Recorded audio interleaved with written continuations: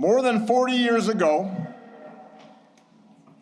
on a late summer afternoon in 1985, I arrived here in Chicago, entering the city through the very spot where this center now stands.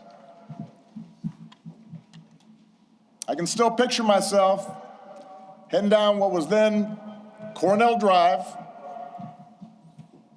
in a janky used car that I'd bought in New York, with all my worldly possessions stuffed in the trunk and the back seat, so I really couldn't see out of the rearview mirror, and I was a safety hazard.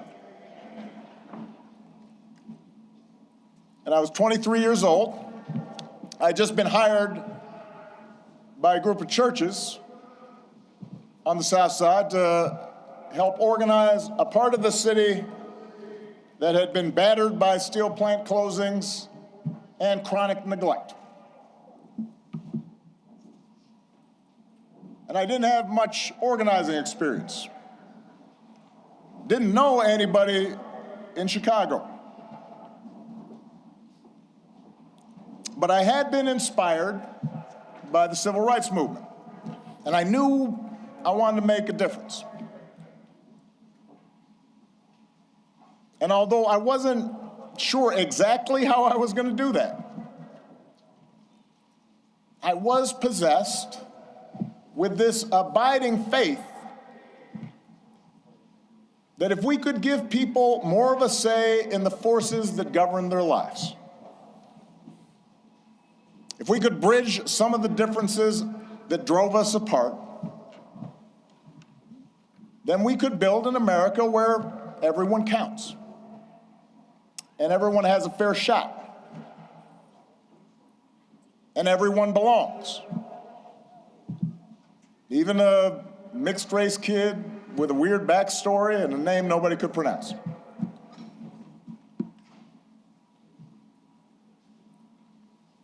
And it was here, in this city, a city of broad shoulders, that I found what I was looking for. Day by day, block by block, I got to know the people who lived here, their hopes, their dreams, their tragedies and their triumphs. I witnessed their resilience in the face of hardship and the quiet heroism of a single mom raising her kids and sending them to college on a secretary's salary, or the priest electing to stay in the city and open his doors to at-risk youth, even as most of his flock had fled to the suburbs. I learned that leadership has less to do with titles or rank or chasing attention than with helping others find their voice, reaching their potential, and sitting around people's kitchen tables or on their back porches, spending time in church basements, in barbershops. I was reminded that everyone has a story to tell if you just care to listen. Sacred stories, full of courage and humor and grace, and that each of those stories in some way connected to my own. In other words, I found my purpose here, and I fortified my faith here, and I found my community here, friendships that would last a lifetime. And I found a girl from the South Side who has been my greatest blessing. Michelle and I, our wedding reception was over at South Shore Cultural Center. You could walk from here. Our daughters were born right down the street. This is where we bought our first home. This is where our kids took their first steps.